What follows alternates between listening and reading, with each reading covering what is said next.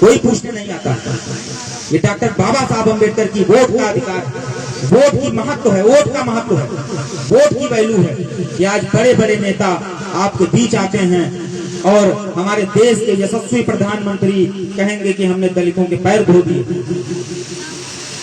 हमारे देश के मुख्यमंत्री जी कहेंगे, हमारे प्रदेश के मुख्यमंत्री जी कहेंगे कि आज हमने दलितों के यहाँ जो है भोजन कर दिया। तो इसका मतलब कि आप मानते हो कि हम दलित हैं, आप मानते हो कि हम नीच हैं, अछूत हैं, आज भी आप मानते हो। नहीं तो ये कहने की कोई जरूरत नहीं है। अगर मानवता है तो आप किसी के यहाँ भोजन कर सकते हैं, किसी के यहाँ पानी पी सकते हैं, किसी के यहाँ खाना खा सकते हैं। इस बात को याद रखना। बेवकूफ बनाया जाता है खाली आपको, और मुझे कोई डर नहीं।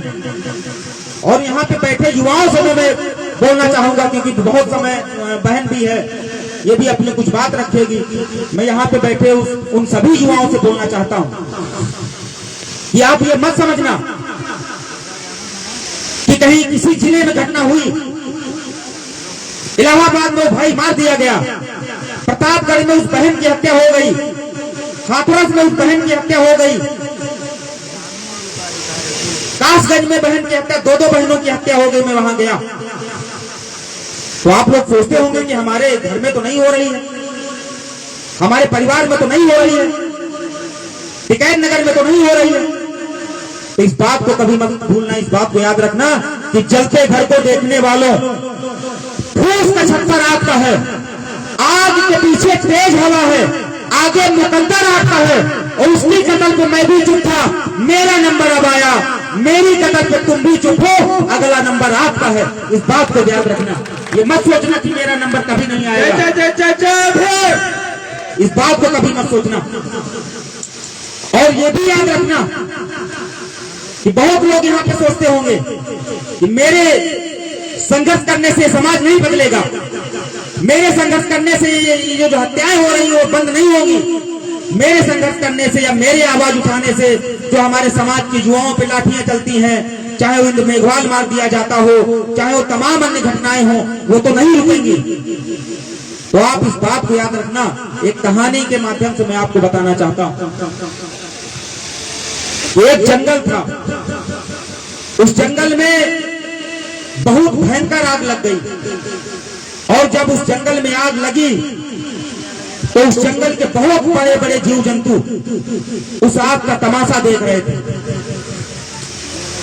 वहां पे एक छोटी सी गौरैया थी, वो बेचारी अपनी चोंच में थोड़ा सा पानी भरती और उस जलती हुई आग पे डालती, बहुत भयंकर आग थी, फिर जाती, फिर चोंच में पानी भरती, फिर उस आग पे डालती।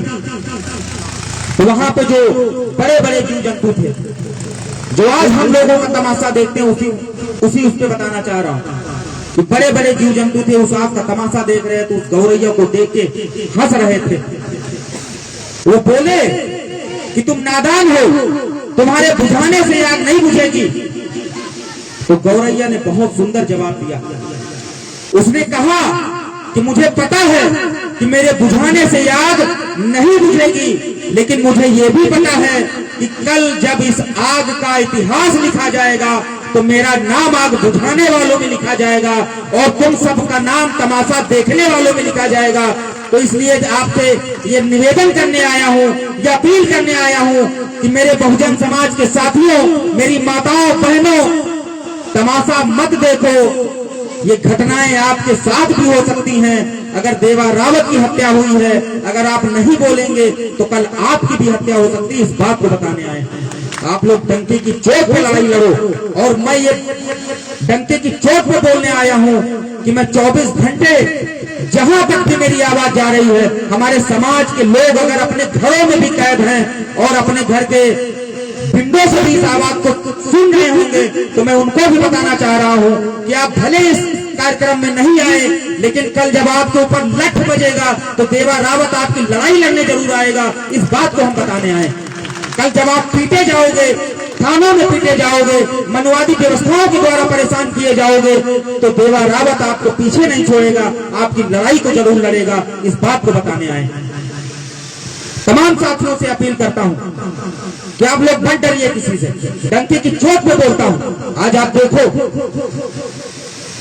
क्या प्रशासन है, यहाँ पे कोई प्रशासन नहीं। अगर आप कहीं भी थोड़ा सा एक भागवत करा लें, कुछ करा लें, मुझे लगता है प्रदीप ने जो है एप्लीकेशन भी दी होगी। कोई प्रशासन का हरामखोर व्यक्ति यहाँ पे नहीं है। और अगर कहीं कोई जरा भी मनवादी व्यवस्था के तहत अगर कोई कार्यक्रम होता तो यही नाश्ता फिरता दरोगा, एसएचओ और कप्तान इस बात को बताने आए, यही नाश्ता फिरता हो। कहां पे? मैं बता रहा हूं, अभी यहाँ पे कोई दंगा हो जाए क्या कर लेंगे अकेले, बताओ। मैं बताने आया हूं कि आप लोग अपने हक अधिकार को मानो।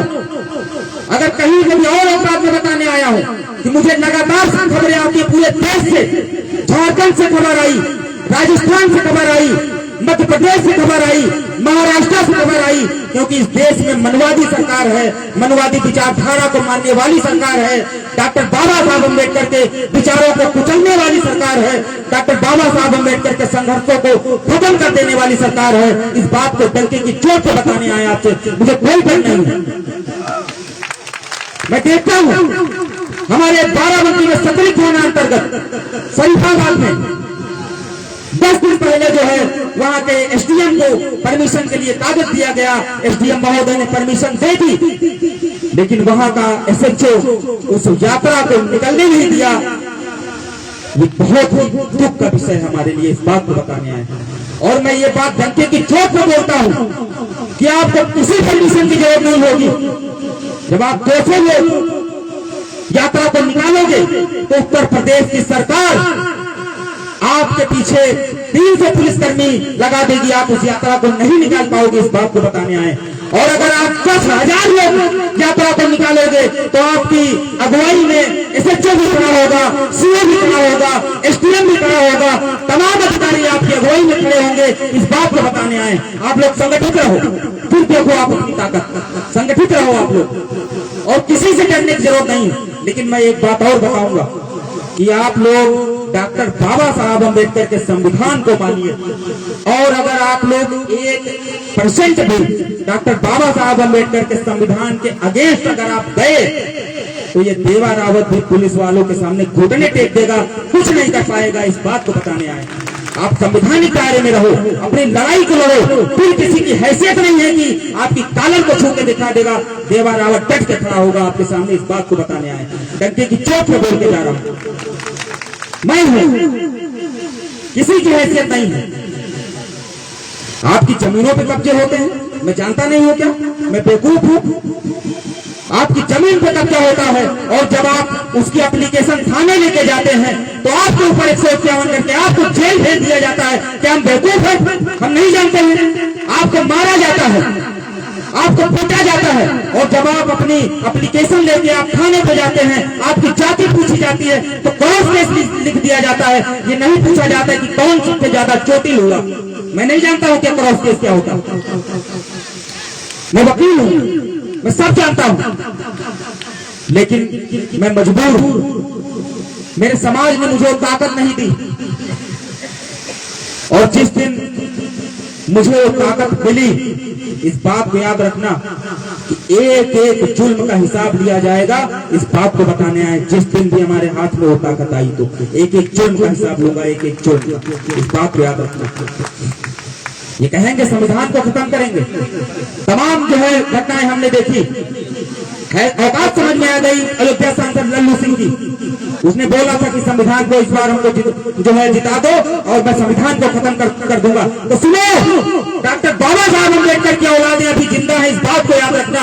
इतिहास ही नहीं, भूगोल को बदल के रख दिया जाएगा, इस बात को याद रखना। हम लोग बहुत बड़ी तादाद में हैं, हम लोग बहुत बड़ी तादाद में हैं, संविधान को छूने तक नहीं देंगे। और इसी संविधान से आप सांसद बनते हो, इसी संविधान से आप विधायक बनते हो, इसी संविधान से आप जिला पंचायत बनते हो, इसी संविधान से आप प्रधान बनते हो, इसी संविधान से आप डीडीसी बनते हो, इसी संविधान से आप ब्लॉक प्रमुख बनते हो, और उसी संविधान को खत्म करना चाहते हो। समझ जाना चाहिए आपको। मेरे दोस्तों, मेरे भाइयों, मेरी माताओं, मेरे बहनों, हाथ जोड़कर ये अपील करने आया हूं, मेरा कोई फायदा नहीं है। आप लोग अगर संविधान बचा लोगे, आप लोग अगर एकजुट हो जाओगे, हमारी माताएं बहनें अपने बच्चों को शिक्षित कर लेंगी, हमारी बहनों के ऊपर अन्याय अत्याचार होना बंद हो जाएगा, तो उसमें तो मेरा बहुत फायदा है। मैं हाथ जोड़कर आपसे अपील कर रहा हूं। कि मैं चाहता हूं कि जैसे आज हम लोग परमिशन के लिए दर दर भटक रहे हैं, जैसे आज हम लोग थाने थाने भटक रहे हैं, जैसे आज हम लोग डीएम के यहाँ जाते हैं, एसडीएम के यहाँ परमिशन लेने जाते हैं, तो समय तो लगेगा लेकिन ये बदलाव जरूर आएगा। मेरी माताओं बहनों, आपसे अपील करता हूं कि आपके गोदी में जो ये बच्चे हैं, नन्हे मुन्ने प्यारे बच्चे हैं, ये इस देश का भविष्य हैं मेरी माताओं बहनों। और अगर आप मेहनत करेंगी तो ये डीएम भी बन सकते हैं, एसडीएम भी बन सकते हैं और बहुत बड़े वकील भी बन सकते हैं, इस बात को बताने आए हैं। और अगर ये डीएम बने और ये किसी जिले में गए और कोई भी अम्बेडकरवादी साथी डॉक्टर बाबा साहब अम्बेडकर की प्रतिमा इनको देने गया और इनसे कहा कि डीएम साहिबा हमको बाबा साहब अम्बेडकर की जयंती मनाने के लिए एप्लीकेशन वो चाहिए, तो फिर आप सोचो क्या ये नहीं देंगी? आप बताओ, हाथ उठाओ। जिन्होंने इतनी तकलीफ झेली हो वो प्रोटेक्शन भी बहुत भारी संख्या में देगा और कहेगा जाओ खुद तन मन धन से मनाओ, मैं तुम्हारे साथ। जिले का डीएम कहेगा कि जाओ। समय तो लगेगा क्योंकि बहुत लंबी लड़ाई है। डॉक्टर बाबा साहब अम्बेडकर ने 6 दिसंबर 1956 में उनका परिनिर्वाण हो गया और उसके बाद अगर कोई दूसरा महापुरुष रहा तो मान्यवर साहब श्री कांशीराम जी वो इस धरती पे आए और डॉक्टर बाबा साहब अम्बेडकर को बताने का काम किया।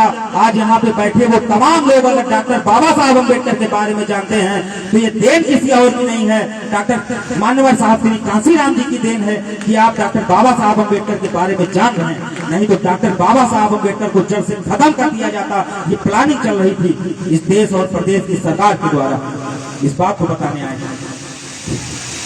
मैं कांग्रेस के उस पर बोलना चाहता हूँ कि आज बाबा साहब अम्बेडकर का रट लगा के रखी है कांग्रेस। मैं कोई राजनीतिक व्यक्ति नहीं हूँ लेकिन मुझे पीड़ा होती कि वो समय था जब 1947 में देश आजाद हुआ, वो समय था जब 1949 में देश का संविधान बनके तैयार हुआ, वो समय था जब 1915 में इस देश का संविधान इस देश में लागू हो गया और वो भी समय था जब 1952 में पहला चुनाव हुआ। Doctor Baba Saheb Ambedkar law and minister बने और जब लॉ एंड मिनिस्टर बनने के बाद हिंदू कोड को जब उन्होंने लोकसभा में पेश किया तो कांग्रेसियों ने हाथ खड़े कर दिए कि हम नहीं लागू कराएंगे जी इसको, हम नहीं कराएंगे इसको, क्योंकि उस हिंदू कोड बिल में हमारी महिलाओं को मौका मिलता डीएम बनने का। उस हिंदू कोड बिल के तहत आपको मौका मिलता एसडीएम बनने का, आपको मौका मिलता मास्टर बनने का, आपको मौका मिलता इंजीनियर बनने का। इसीलिए उन्होंने ये बिल लागू नहीं कराया। इस बात को कौन कौन जानता है बताओ। और आज डॉक्टर बाबा साहब तमाम वो पार्टियां, क्योंकि वो जानती हैं कि अब मेरी दाल तो नहीं गलने वाली है डॉक्टर बाबा साहब अम्बेडकर के बिना। अब अगर जो डॉक्टर बाबा साहब करेगा वही सत्ता भोगेगा, अन्यथा कोई नहीं भोगेगा सत्ता। इस बात को याद रखना। लेकिन जिनके पूर्वज रहे डॉक्टर बाबा साहब अम्बेडकर वो सो रहे हैं और मैं ये नहीं कहूंगा कि सो रहे हैं, वो हरामखोर सोने का नाटक कर रहे हैं, सो नहीं रहे। जो सोया होगा उसको जगाया जा सकता है और जो सोने का नाटक करता है उसको चलने के बिना आप जगा लो, वो जागने वाला नहीं। इस बात को बताने आए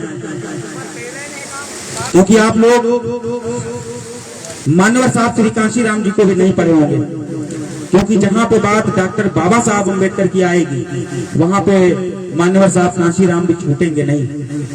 क्योंकि बाबा साहब के बाद अगर उनके कार्यों को पढ़ाने का श्रेय अगर किसी को जाता है तो परम पूज्य हमारे मसीहा मान्यवर साहब श्री कांशीराम जी को जाता है, जिन्होंने साइकिल से घूम घूम के पूरे देश में बहुजन समाज की आम और आवाम को, महिलाओं को, बच्चों को, बुजुर्गों को बताने का काम किया कि डॉक्टर बाबा साहब अम्बेडकर कौन थे।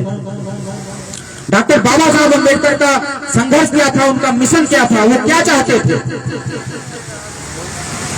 आज हमारे समाज के पास साइकिल, मोटरसाइकिल, 2 पहिया, 3 पहिया, 4 पहिया 3 पहिया का मतलब तमाम लोग ऑटो भी रखे हैं। तो आज हमारे समाज के बाद तमाम बहाने रहते हैं, लेकिन मान्यवर साहब के पास कोई बहाना नहीं था। उन्होंने DRDO से, एक ऑफिसर थे, अपनी नौकरी छोड़ के निकल पड़े इस समाज के लिए, इस बहुजन समाज के लिए, इस अनजान समाज के लिए, इस बेवकूफ समाज के लिए। मैं तो बेवकूफ ही कहूंगा कि जिसने तमाम लड़ाइयां लड़ी हो, विपरीत परिस्थितियां झेली हो, जिनको खाने तक ना दिया जा रहा हो, जिनको पढ़ाई तक का अवसर ना मिला हो।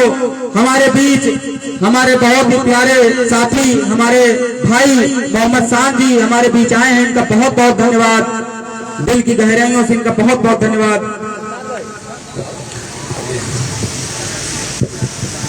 तमाम साथियों से यह पुनः अपील करके जाऊंगा कि आप लोग साल में एक बार खाली घरों से मत निकलिए। मैं साल में एक बार नहीं निकलता हूं। मैं प्रयागराज जाता हूं, वहां के कप्तान की आंख में आंख मिला के बात करता हूं कि हमारे भाई को मार दिया गया, आपका प्रशासन क्या कर रहा है, अभी तक क्यों नहीं गिरफ्तारी हुई। मैं प्रतापगढ़ जाता हूं, प्रतापगढ़ के कप्तान की आंख में आंख डाल के बात करता हूं कि कप्तान प्रतापगढ़ में प्रिया सरोज की हत्या हो गई, बलात्कार करके हत्या हो गई, अभी तक आरोपी क्यों नहीं गिरफ्तार हुए। मैं कासगंज जाता हूं, कासगंज में 2 बहनों की हत्या होती है, वहां के कप्तान की आंख में आंख डाल के बात करता हूं कि यहाँ के आरोपी अभी तक क्यों नहीं गिरफ्तार हुए। मैं राजस्थान जाता हूं, राजस्थान में इंद्र मेघवाल मार दिया जाता है, वहां के DIG से बात करने का काम करता हूं कि अभी तक इन आरोपियों इसकी हत्या के आरोपी अभी तक क्यों नहीं गिरफ्तार हुए। मैं पंजाब जाता हूं, मैं झारखंड जाता हूं, मैं बिहार जाता हूं। गीता पासी की जब हत्या बिहार में होती है तो वहां के हरामखोर कप्तान से बात करने का काम करता हूं कि अभी तक क्यों बचाया जा रहा है उन आरोपियों को जिन्होंने हमारी बहन गीता पासी की हत्या करके उसको जो है पानी में फेंक दिया गया, उस तालाब में डाल दिया गया। तुम राजा हो गए हो क्या? कप्तान हो, तुमको मेरे टैक्स के पैसे से सैलरी मिलती है। तुम सिपाही हो, तुमको मेरे टैक्स के पैसे से सैलरी मिलती है। तुम SHO हो, तुमको मेरे टैक्स के पैसे से सैलरी मिलती है। तो तुम्हारी जिम्मेदारी बनती है कि अगर मेरे ऊपर कोई दुख, मुसीबत, तकलीफ आती है तो आपकी जिम्मेदारी बनती है कि आप हमारे साथ कंधे से कंधा मिलाकर खड़े रहो। यहाँ तो पता चलता है अगर किसी की बहन जो है किडनैप हो गई, किसी की बहन को अगवा कर लिया गया, किसी की बेटी को अगवा कर लिया गया और वो एप्लीकेशन जो है लेके थाने जाता है तो अभद्र भाषा यूज की जाती है कि तुम्हारी बहन भग गई होगी, तुम्हारी बेटी भग गई होगी। हम बेवकूफ हैं, हम नहीं जाते। सैकड़ों फोन रोज अटेंड करते हैं इस पूरे प्रदेश और देश के, मैं सब जानता हूँ, बेवकूफ नहीं। ये आप लोगों को सोचना है, मैं आप लोगों को बताने आया हूँ। मुझे तो सब पता है। आप लोग बताओ अपने बहनों की लड़ाई लड़ोगे कि नहीं लड़ोगे? हाथ उठाओ। बहुत कम संख्या में यहाँ पे हो, लेकिन ये सोशल मीडिया का जमाना है मेरे साथियों। सोशल मीडिया का 2 लाख फॉलोवर है मेरे से, लाइव चल रहा, पूरे 2 लाख लोग इसको देख रहे हैं। यहाँ पे भले भीड़ कम हो, लेकिन आपके पास जो हथियार है ये सोशल मीडिया है। आप लोग इसको डॉक्टर बाबा साहब अम्बेडकर के मिशन को फैलाओ, मान्यवर साहब श्री कांशीराम जी के मिशन को फैलाओ, पेरियार ईवी रामास्वामी जी के मिशन को फैलाओ, लड़ाई यादव जी के मिशन को फैलाओ, वीरांगना उदा देवी पासी जी के मिशन को फैलाओ, जिन्होंने विदेशी आक्रांताओं से लड़ के 36 अंग्रेजों को जिन्होंने मौत के घाट उतार दिया, उस उदा देवी पासी के संतान हूं मैं। इस बात को बताने आया हूं। 36 अंग्रेजों को जिन्होंने 36 अंग्रेजों को जिनको नहीं याद होगा हम बता रहे हैं। मैं उस बाबा साहब अम्बेडकर की औलाद है जिन्होंने अपने 4 बच्चों की कुर्बानी दे दी हमको समानता, समता, समानता, बंधुत्व, भाईचारा दिलाने में। आज हम लोग मंदिरों में उलझे हैं, आज हम लोग मस्जिदों में उलझे हैं। हमें किसी का विरोध नहीं करना है, आपका अधिकार है। डॉक्टर बाबा साहब अम्बेडकर ने आर्टिकल 24 और 25 में आपको अधिकार दिया है। अगर आप नहीं जानते हो तो मैं बता दूं कि आप अगर हिंदू हैं तो आप मस्जिद जा सकते हैं, आप अगर मुसलमान हैं तो आप मस्जिद जा सकते हैं, आप अगर सिख हैं तो भी आप मंदिर जा सकते हैं, आप अगर ईसाई हैं तो आप भी मस्जिद जा सकते हैं, आप अगर बौद्ध हैं तो भी आप गीता पढ़ सकते हैं। लेकिन हमारा समाज तो आज तमाम पता नहीं कितनी चीजों में बटा हुआ है। आर्टिकल 24-25 पढ़ना नहीं चाहता, लेकिन मैं ये बताना चाहता हूं कि इन सभी ग्रंथों को पढ़ने का अधिकार, चाहे वो बाइबल हो, चाहे वो गीता हो, चाहे वो कुरान हो, चाहे वो कोई भी ग्रंथ हो, अगर इन सभी ग्रंथों को पढ़ने का अधिकार अगर कोई देता है तो डॉक्टर बाबा साहब अम्बेडकर का संविधान देता है। उस संविधान को भी आप पढ़िए, उस संविधान को भी आप मानिए। अगर आप संविधान को नहीं बचा पाए तो मुझे लगता है इन तमाम ग्रंथों को आप नहीं बचा पाएंगे, सब तबाह कर दिए जाएंगे। सारे तीर्थ स्थल, चाहे वो चर्च हो, गुरुद्वारा हो, मंदिर हो, मस्जिद हो, कुछ हो, जिस दिन इस देश से संविधान खत्म हो गया आप किसी भी चीज को नहीं बचा पाएंगे। इस बात को बताने आए।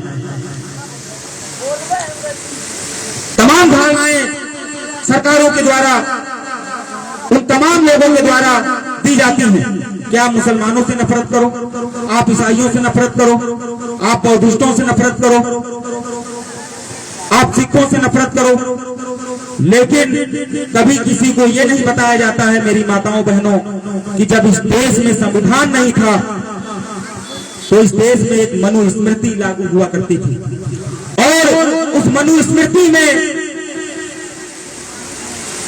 यह लिखा है कि हमारे समाज की महिलाएं, गरीब तबके की महिलाएं कपड़ा नहीं पहन सकती। मैं झूठ नहीं बोल रहा हूं मेरी माताओं और बहनों, आप गूगल पे सर्च कर लेना, देख लेना अगर मैं झूठ बोलूं तो। उस मनुस्मृति में लिखा गया कि आप कपड़े नहीं पहन सकती हैं, लेकिन मैं धन्यवाद दूंगा उस शासक का जो जिस धर्म का था उस धर्म के लोगों को आज आप अपना दुश्मन मान बैठे हो, जाने अनजाने आप अपना दुश्मन मान बैठे हो। एक शासक था टीपू सुल्तान, आप गूगल कर लेना, देख लेना। जब वो इस देश में आया तो उसने देखा तो उसको बहुत खराब लगा।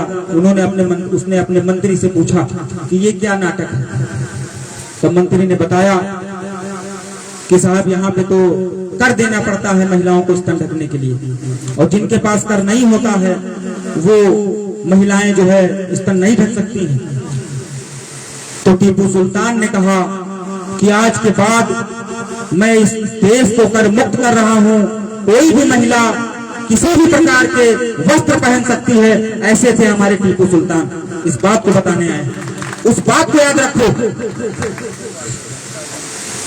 लेकिन आज तमाम चीजें होती हैं, तमाम धारणाएं गलत हैं।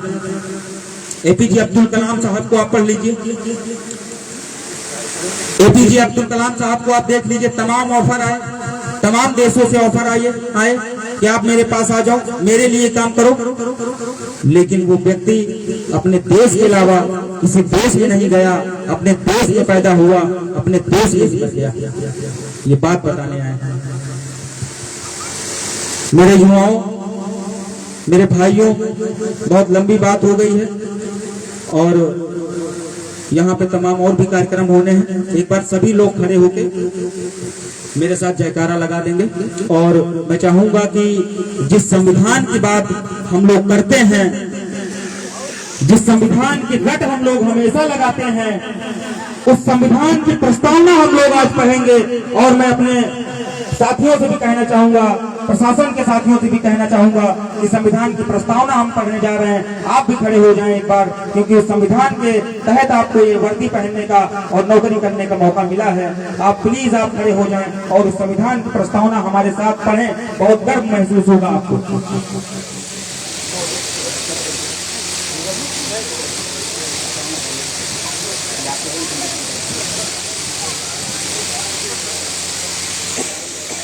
सभी साथी आगे आ जाए, आगे आ जाए, महिलाएं भी आ जाए, कोई दिक्कत नहीं।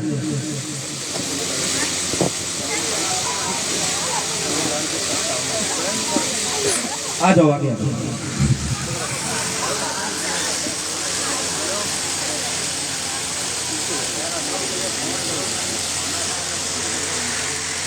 जो मैं बोलूंगा उसको सभी साथी तेज आवाज से दोहराएंगे, खाली बस हाथ आगे। हम भारत के लोग भारत को एक संपूर्ण प्रभुत्व, एक संपूर्ण पूर्वक संपन्न समाजवादी, पंथ निरपेक्ष, लोकतंत्रात्मक गणराज्य बनाने के लिए तथा उसके समस्त नागरिकों को सामाजिक, आर्थिक और राजनीतिक न्याय विचार, अभिव्यक्ति विश्वास, धर्म और उपासना की स्वतंत्रता, प्रतिष्ठा और अवसर की समता प्राप्त कराने के लिए तथा उन सब में व्यक्ति की गरिमा और राष्ट्र की एकता और अखंडता सुनिश्चित करने वाली बंधुता बढ़ाने के लिए दृढ़ संकल्प होकर आज वो संविधान सभा थी और आज हम लोग मौजूद हैं टिकैत नगर में। संविधान की शपथ लेकर आप लोग ये हाथ उठाकर मुट्ठी बांधकर ये प्रण लें कि आज के बाद इस जिले में, इस प्रदेश में, इस देश में अगर हमारी माताओं, बहनों, भाइयों के साथ, हमारे बुजुर्गों के साथ अगर किसी मनुवादी विचारधारा के व्यक्ति के द्वारा अन्याय अत्याचार किया जाएगा, शोषण किया जाएगा, मारा जाएगा, पीटा जाएगा, बलात्कार किया जाएगा, तो आप लोग बताओ साथ दोगे कि नहीं दोगे? बताओ, हाथ उठा के बताओ, माताएं बहनें बताएं, साथ दोगी कि नहीं देंगी? बहुत बहुत धन्यवाद। जय भीम, जय भारत, जय संविधान, जय जय जय जय जय भीम, जय जय जय जय जय भीम, जय जय जय जय जय भीम।